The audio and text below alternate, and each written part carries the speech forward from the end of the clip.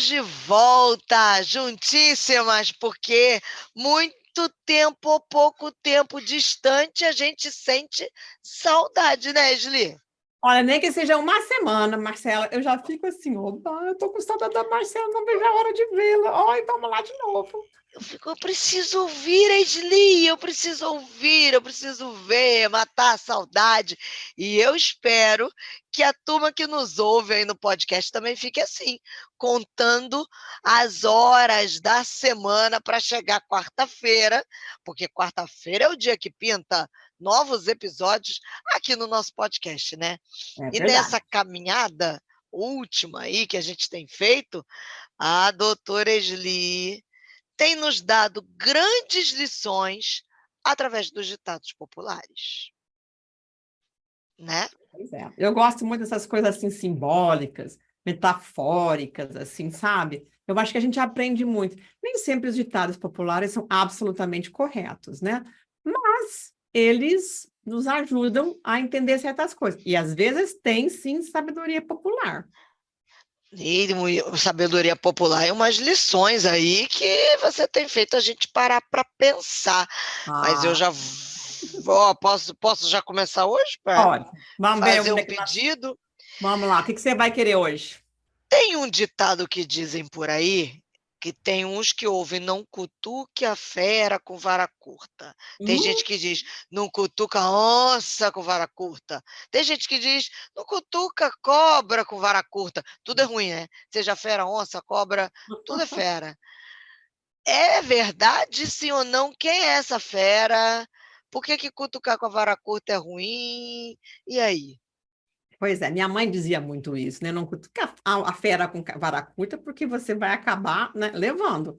E é verdade, muitas vezes as pessoas acham que podem viver, né, na beiradinha das coisas, pertinho da fera, e não levar mordida, né? E aí, quando levam a mordida, não sabem por quê.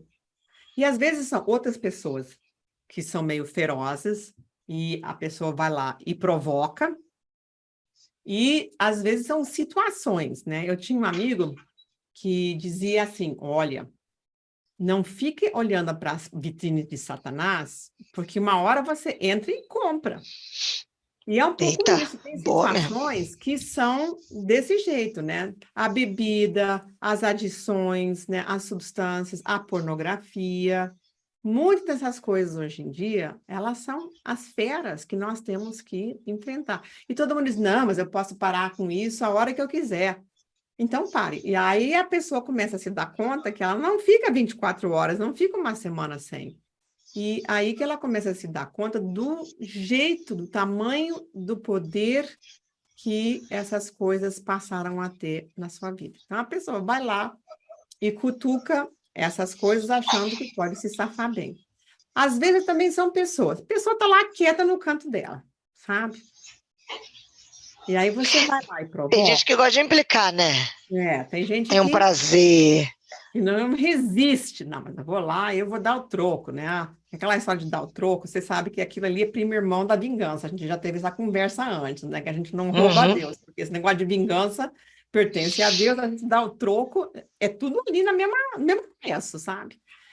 E tem gente também que se acostumou a viver, assim, digamos, viver perigosamente, né? Porque eles curtem de uma forma, eu acho que assim, disfuncional até, é essa overdose de adrenalina. Dá Então, prazer? vive. Você falou disfuncional, dá prazer para a pessoa. Exatamente. Então, essa adrenalina, né, faz com que a pessoa queira viver na beira do perigo. Então, vai lá e compra brigas desnecessárias, cutuca situações, cutuca as pessoas desnecessariamente, né? Então, eu acho que a gente tem que aprender, assim, a ser mais comedida. Leão, né?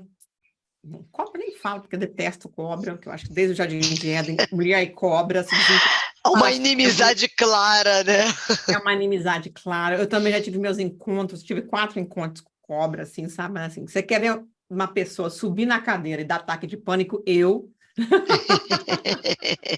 Porque aqui no Brasil também, né, as cobras são muito venenosas, quer dizer que, assim, é um perigo real, né? E, graças a Deus, agora, né, já não vivo em situações onde isso seja possível.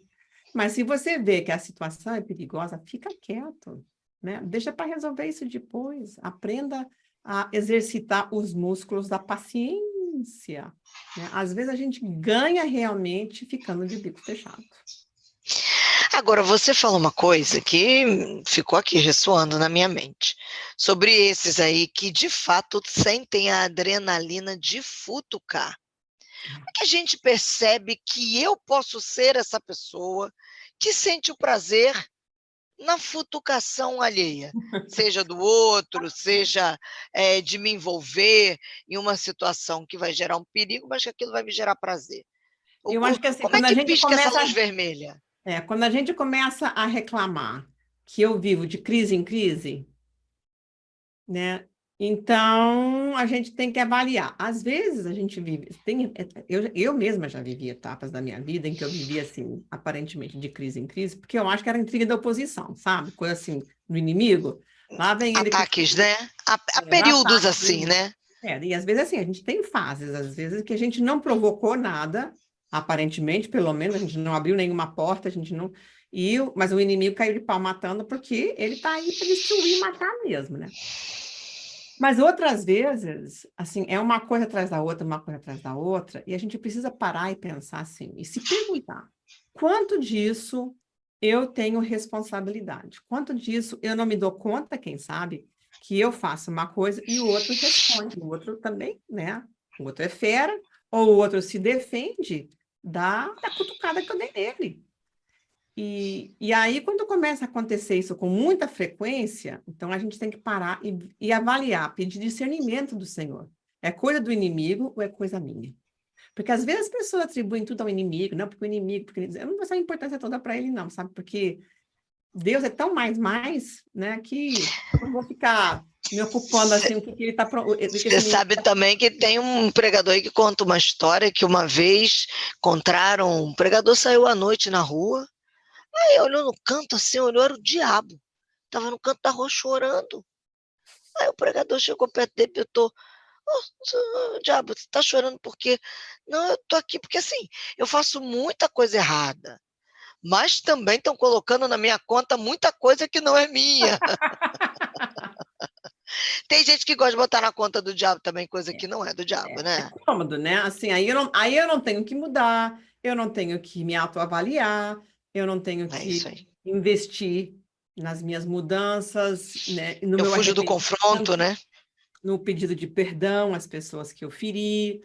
Então, essa é aquela coisa toda assim, tá? A gente tem que ir devagar. Quando começa a acontecer com muita frequência, a gente tem que se avaliar, pedir discernimento do Senhor. Isso daqui é do inimigo ou isso daqui sou eu que, de alguma forma, sem querer, sem me dar conta, eu estou provocando. Muito casamento é assim, né? Ah, porque meu marido é desse jeito, porque minha mulher é desse jeito, não sei o que mais para. Mas às vezes as pessoas não se dão conta de que é uma resposta, é uma reação, né, a essas provocações.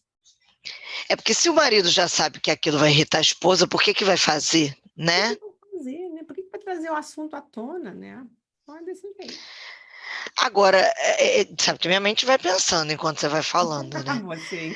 E isso pode ser alguma coisa no sentido de comportamento apreendido, vou te explicar. Porque quando você é pequenininho, diz assim: ah, fulaninha é tão implicante, então não... pequenininho. Pequenininho, o mais novo implica com o mais velho. Ah, implicante, não pode ver o mais velho em paz. Geralmente acontece isso com os mais novos. E olha que eu sou mais nova, hein, gente? Eu sou Eu a sou mais mais velha. novinha. Olha aí. Mas dizem que tem muito isso, né? Às vezes, o implicante. Isso acaba sendo um comportamento que se aprende ao longo de uma criação, ao longo da infância, ou que vai sendo cultivado, porque sempre implicou, acha-se legal, e quando cresce, o camarada, a menina se torna implicante. Com certeza, né? Eu acho que tudo que a gente faz assim na vida adulta, quase tudo, pelo menos, a gente aprendeu na infância, especialmente em relação a esses, eu não posso nem chamar de hábitos, mas formas de reagir. Às vezes a gente fazia isso, inclusive, para se defender, né? O outro vinha, me cutucava, eu cutucava de volta, me defendia dessa forma. O outro tinha aprontado comigo um montão, aí quando ele está lá quieto, eu vou lá e dou o troco. E a pessoa vai aprendendo a viver, conviver, aparentemente, entre aspas, no amor, né? Dessa maneira. E eu acho que a gente aprende essas coisas na infância. A gente se relaciona com os irmãos, com as irmãs, né? De determinadas formas que a gente aprende na infância. E aí, quando alguém, né? Lembra das farpas, né? Aquela história das farpas que a gente começou lá atrás, conversando das Uhum. farpas. Quando alguém vai lá e encosta na minha farpa, mesmo que eu não tenha sido provocada, às vezes eu vou lá e dou o troco e respondo. E aí eu provoco uma situação desnecessária, mas em função da minha falta de sanidade, né? É isso A daí. minha falta de sanidade. E aí eu vou aproveitar, porque a gente tem tempo, eu vou juntar nesse ditado popular um outro, já que você Hum, trouxe sobre a hum, provocação. hum. Seria então também, quando provocado, eu ter que engolir alguns sapos? A Olha, essa história do história engolir de sapo. sapo, ela é tão interessante, ela é tão interessante, Ah, né? Eu acho que, às vezes, as pessoas engolem sapos, até em nome da paz, né? A paz de Cristo, né? Para não provocar e para não cutucar, só que esse também é o outro extremo, eu acho. Eu tive um paciente 1 milhão de anos atrás que falou, né, que ele engoliu, assim, aconteceu assim, assim, assim, assim, assado, e eu engoli o sapo. Só que esse paciente, ele tinha uma úlcera que já tinha colocado ele dentro do hospital. Aí eu misericórdia. olhei para ele e disse assim, sabe uma coisa? Sapo é um negócio super indigesto. Aliás, não tem como digerir. Nosso corpo não foi feito para digerir sapo. Se ele fica lá dentro, ele vai ferindo, né? Ele vai fazendo bagunça, ele vai fazendo besteira, vai fazendo porcaria. E a única forma que a gente tem de se livrar de sapo é desengolir esse treco, né? É realmente se livrar dele. E enquanto ele estiver lá dentro, ele, né, fica assim. Agora, mais uma vez, né? Os extremos sempre são, eu acho, errados de se Perigosos, né? perigosa. A gente tem que achar é o meio termo. Então, nem a gente vai cutucar os outros e nem a gente vai engolir tudo. Não vai engolir esse sapo, porque vira úlcera mesmo, dá indigestão, dá dor de barriga, dá, sabe, dá um monte de problema físico, inclusive. A gente tem que aprender o meio termo, e é dizer o que está me incomodando de uma forma pacífica, de uma forma apropriada. Assim, diz, olha, eu não gostei que você falasse comigo desse jeito. Ou quando o outro me provoca, diz, olha, você está me provocando, não faz isso comigo, né? Não pega, sabe, não pega bem isso daí. Eu gosto de você, a gente precisa ter a nossa relação. Não vamos mexer com isso não, sabe? E poder dar essa devolução. Só que o problema é que muitas vezes as pessoas vão cutucar a fera com a vara curta é na farpa do outro. É como se a gente tivesse um radar para ver a farpa do outro. Agora, quando a fera é muito feroz, então tem gente que engole o sapo e adoece. E adoece. Tem uns que viram bullies, né? Vão fazendo as coisas assim por aí, de qualquer... E outras pessoas adoecem porque elas vão comer esses negócios que elas não deveriam engolir. E tem gente que libera o sapo em algum momento que engoliu tanto sapo que na hora que explode também coloca 500 mil sapos para Arrebenta, fora e né? fica terrível. Terrível. Arrebenta, né? E aí despeja toda aquela porcaria, toda aquela caca em cima, às vezes, até da pessoa amada, né? E diz um monte de coisa. É uma conversa desproporcional. Solta o sapo em cima da pessoa errada, né? E às vezes ela solta o sapo em cima da pessoa errada, porque se ela soltar esse sapo em cima da fera, a fera vai lá e Vai, dá-lhe uma é. mordida, né? E às vezes ela vai acabar engolindo, sabe, deixando, soltando esse negócio, explodindo, em cima de pessoas mais frágeis, ou mais fracas, ou indevidamente.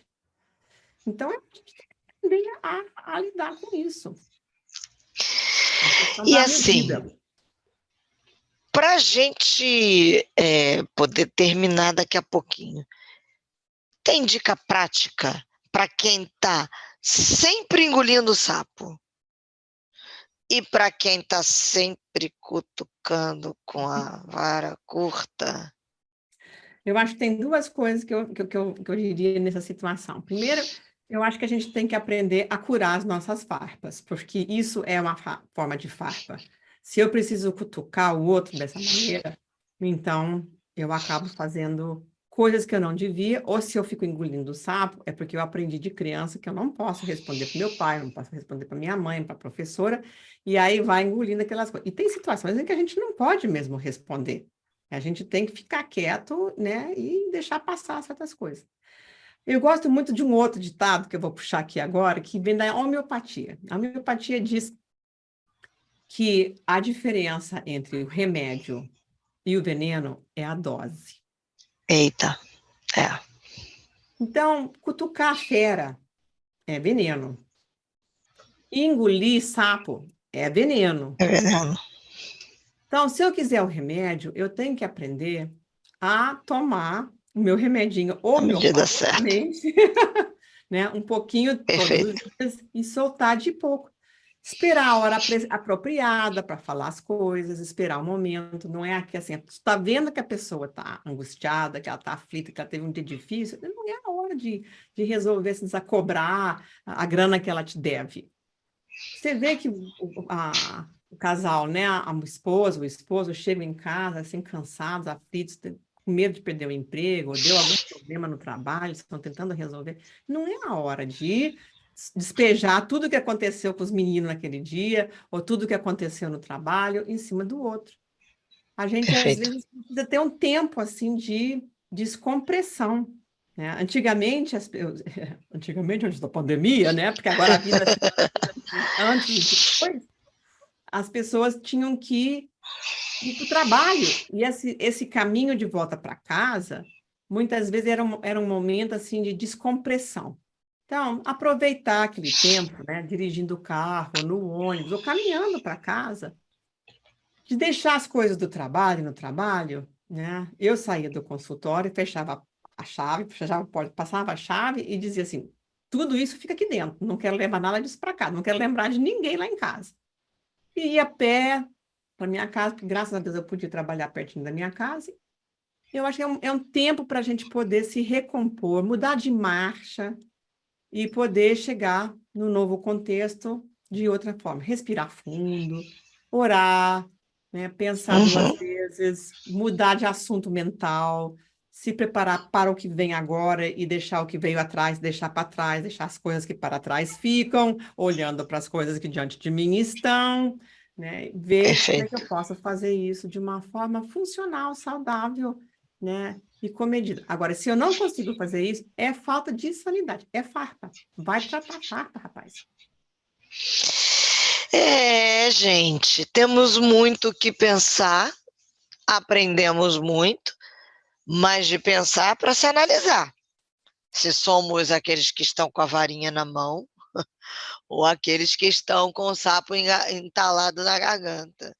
Bem disse a doutora Sli, lembrando a gente, eu gosto muito de pensar assim, porque a Bíblia é o livro dos equilíbrios, né? A Bíblia é o livro do equilíbrio, Eu gosto né? da Bíblia, assim, mas é muito especial, assim, ela é tão verdadeira, ela é tão É, transparente, ela conta as coisas que as pessoas realmente fazem, né? Ela é. não enfeita, não, Não sabe? esconde Olha que nada. Davi fez isso, Abraão fez aquilo, Jacó nem É, te conto, Sansão, então, sabe? E são pessoas de verdade, não são pessoas, é assim, isso aí. anjo perfeito, não. É, Isso a gente vai aprendendo com eles, com os erros deles, inclusive, e seus acertos. Obrigada, é isso Marcelo. aí. Obrigada a você que hoje nos chamou para esse lugar do equilíbrio, da análise. Alguns vão dizer autoanálise, eu vou dizer do confronto mesmo, porque, né, a doutora Esli nos confronta aqui com a gente mesmo, mas com a intenção de que a gente viva esse lugar de sanidade, para que a gente possa viver em santidade. Doutora Amém. Esli, até a próxima. Até a próxima.